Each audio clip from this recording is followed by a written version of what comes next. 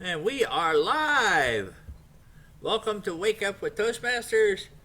My co host is Anita Delacroce, and we are here to discuss contest. The upcoming contest for District 115 is the evaluation contest and the international as always. So that's what we're going to talk about, and each of the clubs is going to have a contest at some point in February, probably, because the division contest, area contest, I think, are in March. Some of them, yeah, I And, think either the end of February or the beginning of March. I don't right. know the specific date for area. I know we have to have our club contest finished at least 2 weeks before the area contest. Yep, that's to give the chief judge time to certify all the contestants. That is what we're going to be doing. But the contests are going to be kind of unique. We haven't done this one in a while, and that is the evaluation contest. You want to tell us how the evaluation contest runs there? That's fun. We have what we call a target speaker. Some people call it a guest speaker. It sounds better than a target speaker. When I hear target speaker, I think, oh, okay, line up so we could shoot at you. But that's not the quite meaning we want. We have a guest speaker, and it's only one speaker. And we do this at the club level, and then the same format is repeated at the other levels, at the higher levels. So the guest speaker comes in and gives a speech. Does not have to be an experienced speaker. They could be at any level. And then we have contestants for the evaluation contest. Each of these contestants will then give their evaluation, their opinion of how the presentation of the speech went. How it's done is, say we have 4 contestants. They're certified by the judge beforehand. That's all done beforehand. The 4 people will pick a speaking order. So we know who's going to be evaluator 1, 2, 3, and 4. 2, 3, and 4 will be dismissed into a breakout room or just outside the door where they can't hear anything. Since we're having in-house contests this year, they will be escorted out of the room by the sergeant of arms. And they all have 5 minutes to write down their notes on the speech.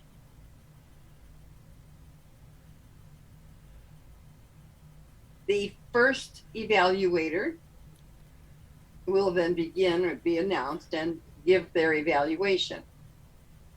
When their evaluation is finished, they sit down after a resounding round of applause, and the second evaluator is called in. So they cannot build on each other's evaluation. It has to be their own personal opinion about the speech. The speaker is lucky insofar as they get 4 really thorough evaluations. And this is repeated each time. So after the second evaluator is done, the third one is escorted in. Same scenario, they give their opinion, and then the last evaluator is called in. Now, the one thing I didn't mention is they have 5 minutes to write down their notes. And after the 5-minute time, the sergeant at arms says, all right, pens and papers, put your pens down, turn your papers over, and you can't read them anymore, and you can't memorize it. You cannot read your evaluation. It has to be off the cuff at that point. So you gather in your mind the things you want to say to the speaker. In the evaluations, everyone knows a little bit about them now. We call it the sandwich technique, but basically they're going to start off with something positive and good and mention the positive things that the speaker has done, that they enjoyed, that they noticed on the presentation. And then they go into what I call enhancements or suggestions on what the speaker can do to improve the presentation the next time they do that particular speech.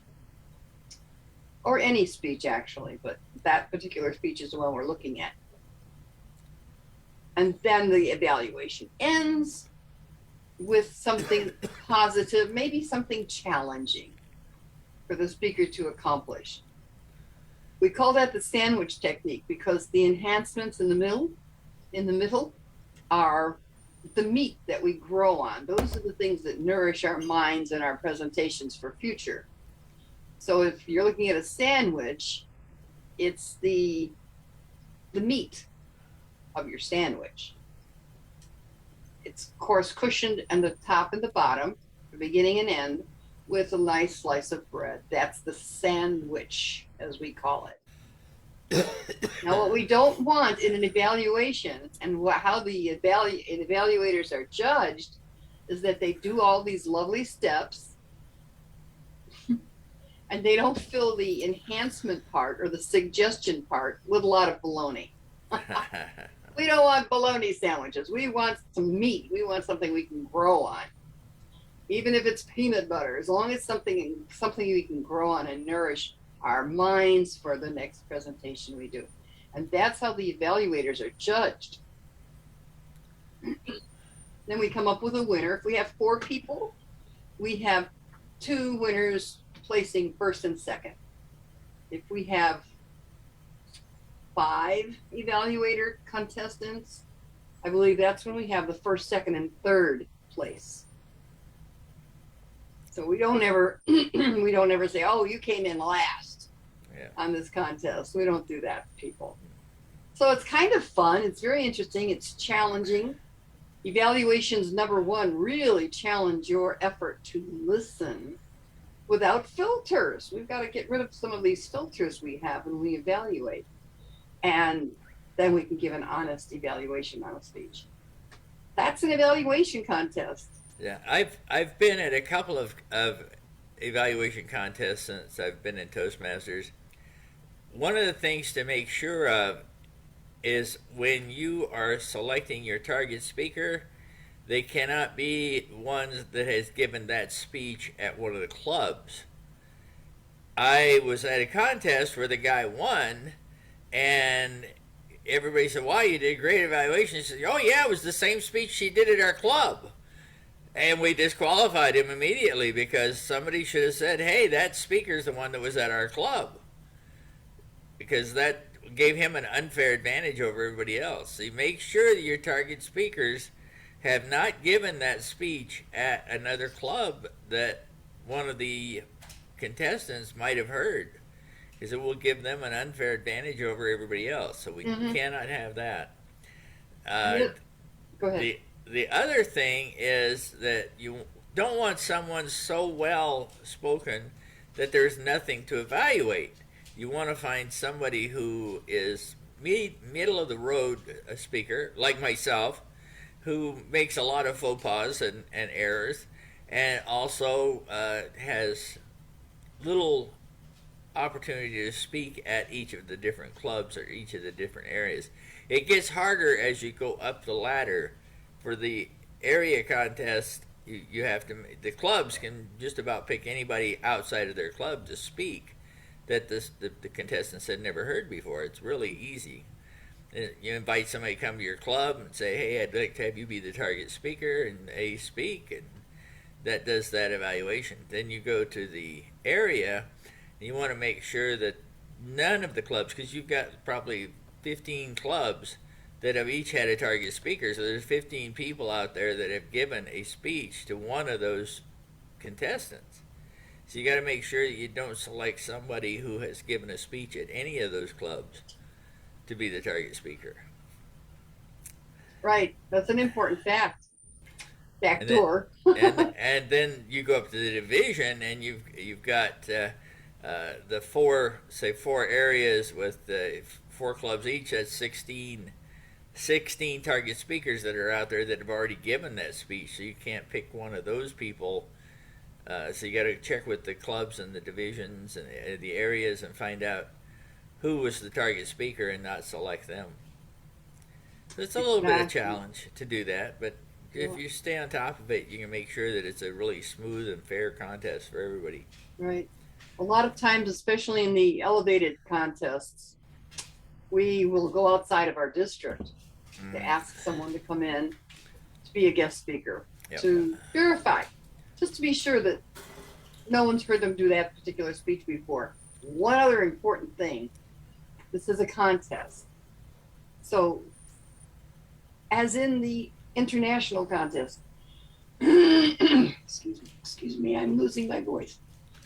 You sound great. Sorry. Is we evaluate or give the opinion on the speech we heard that day. That day. We do an international speech. And this contestant has given the speech other times, other places, or you're a judge and you know this, the international speaker, for instance, you know them and you know they're really a very good speaker.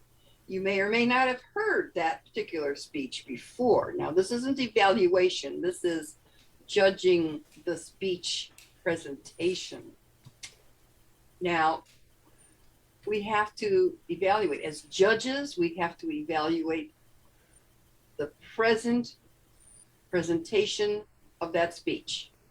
We have to be impartial.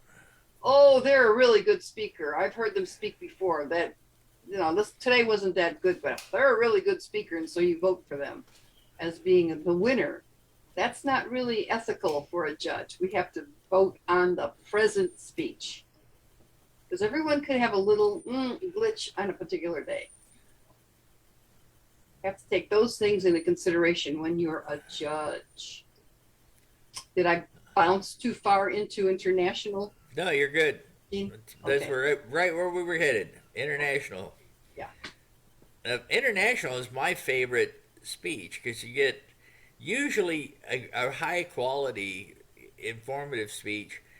A lot of times they're a personal nature, that they have something that has happened in their life or something that they've had happen in their family's life, and they bring that out and talk about it, and it is sometimes heart-wrenching to hear the stories of what has happened. But for the most part, the speeches are of such high caliber that they're enjoyable to listen to by anyone. Even at the club level, the international speeches, I like going and visiting clubs at that time just to hear who the speakers are. So that's a great time to go visit clubs. Also, you won't be called on to speak because you're not one of their contestants. Right. Right. You're there to listen and learn. Well, they have an expression. I think a lot of people have heard this before, but I love the expression. Our speeches are from 5 to 7 minutes.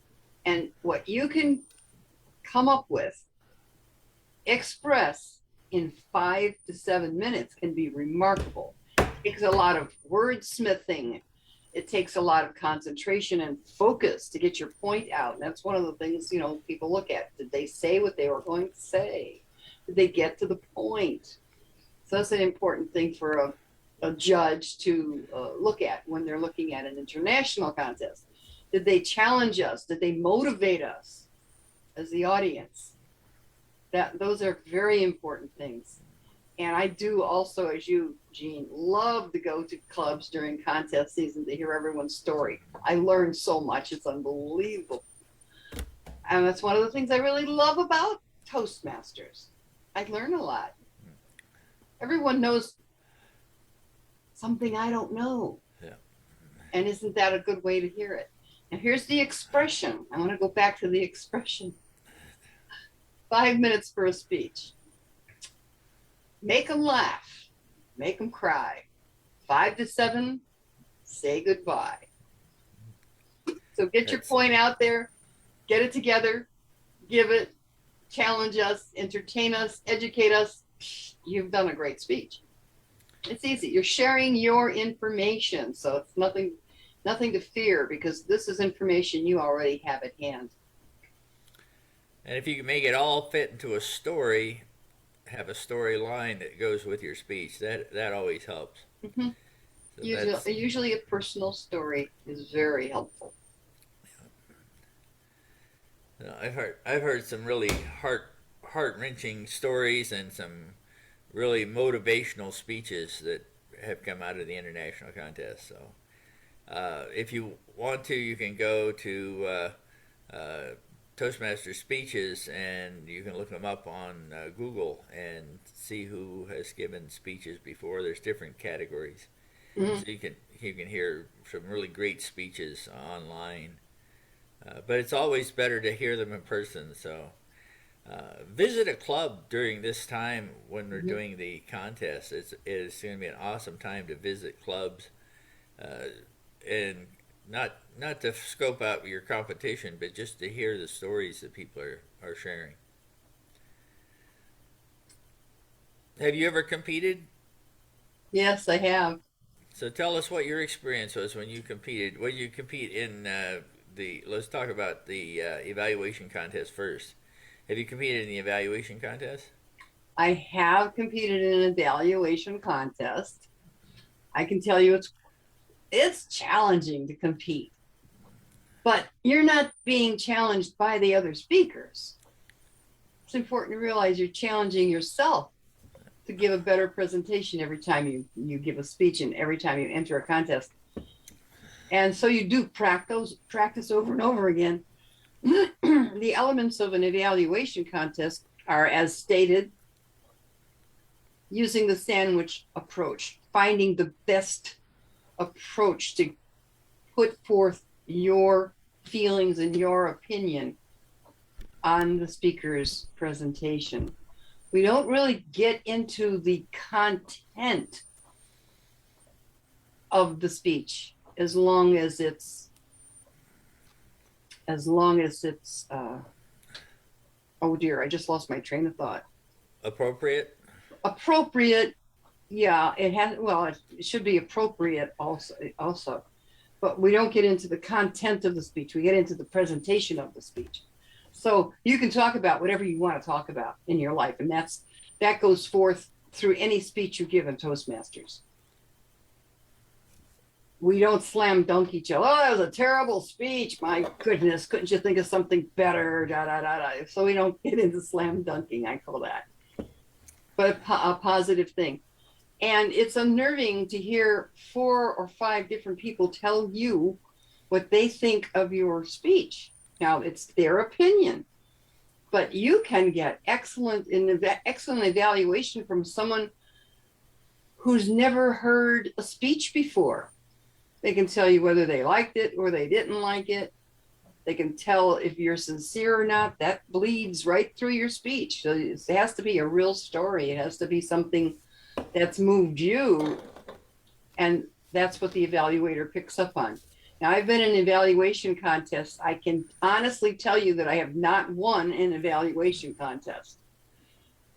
When I was doing one, I may have improved a little in my evaluation skills, but everyone has somewhere to go. Everyone has more to learn. I've been a Toastmaster for a while, and there's always more to learn. As you listen to people and pick out what you liked and what you think they could improve on, in a way, you're mentoring people, you're encouraging them, and it's a challenge because we're doing this out of love and kindness, and did I say mentoring as well? Because we're helping each other grow. One of the recent changes that they've made in the evaluation contest, when I competed, I took a sheet along with me and I had all of the vocal variety and what I liked, what I didn't like, and I had that all written out on the sheet of paper ahead of time. Mm-hmm. That's the basis of my evaluation, and they were letting you bring in whatever paper you wanted to bring in. So I would bring my paper in, and it was like 3/4 filled out, and vocal variety, I could put a check mark on that, and just make a short note about whatever I was talking about with vocal variety. Now they give you a blank sheet when you go into the evaluation. You cannot take notes in with you. You have a blank sheet that you have to fill all your notes out on in the evaluation room. Mm-hmm. So that's a little different. Mm-hmm. They thought I was cheating because I had my evaluation 3/4 of the way filled out. But no, that's just the way I did my evaluation. And that's allowed at a club level.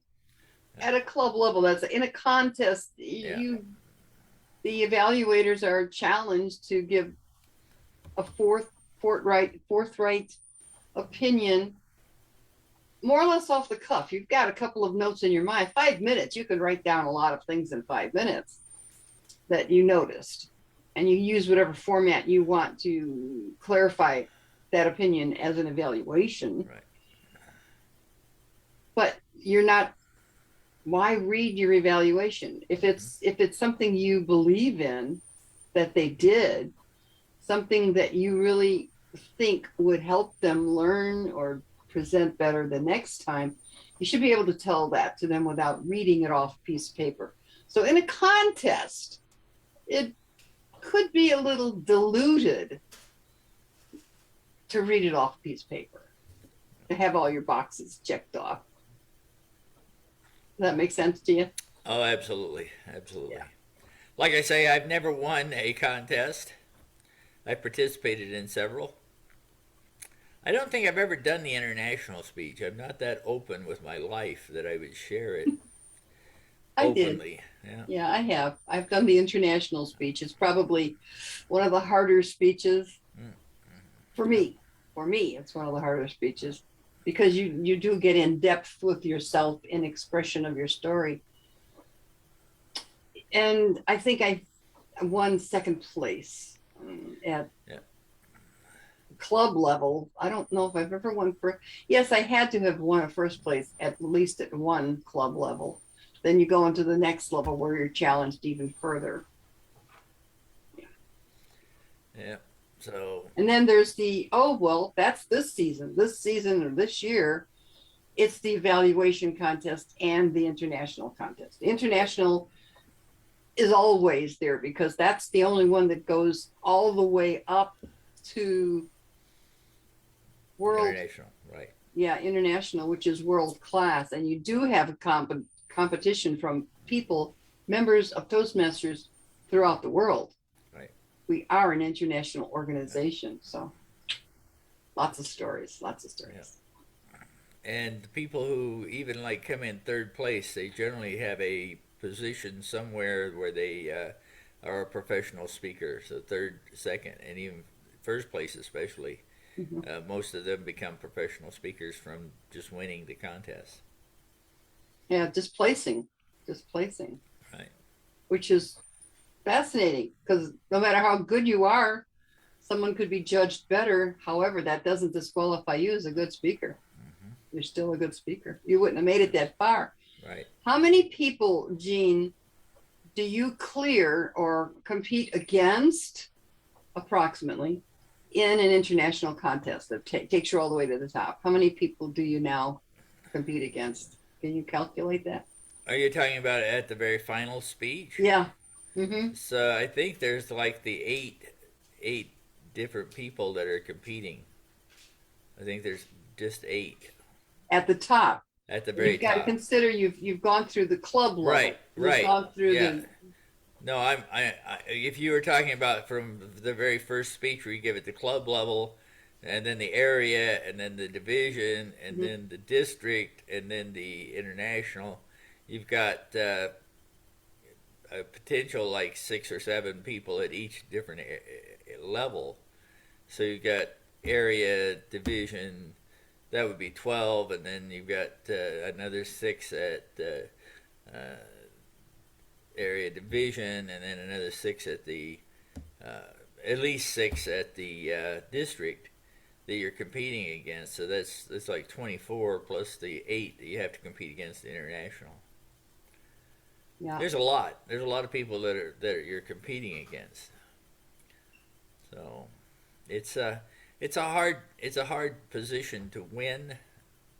You have to have, I mean, the winners that I know are just such perfect speakers, and they have such a message that they carry that.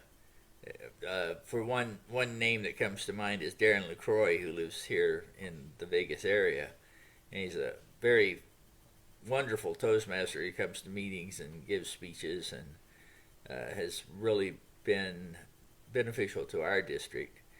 But he was the world champion of public speaking, and he has given classes and done all kinds of informational work. Of course, he does a lot for the district, but the whole thing is that he competed a while back, and in his story he tells about how he failed as a clerk at a store, and he failed at owning his own business, and he failed at being a comedian, and then he won the world champion of public speaking. So, it's your failure sometimes that build your character to where you are. So if you're not successful, I mean, the whole thing is when you share your story, your failures are more important to overcome than your successes, I think. Mm-hmm. You learn more. Yeah, they always pick Edison. He learned what not to do. What, 999 times? I think on the 1,000th time he figured it out. I don't know if those are actual numbers or accurate numbers, but the principle is you got to keep trying. You learn from your mistakes. You learn what not to do so you can try something new. And that's how we grow.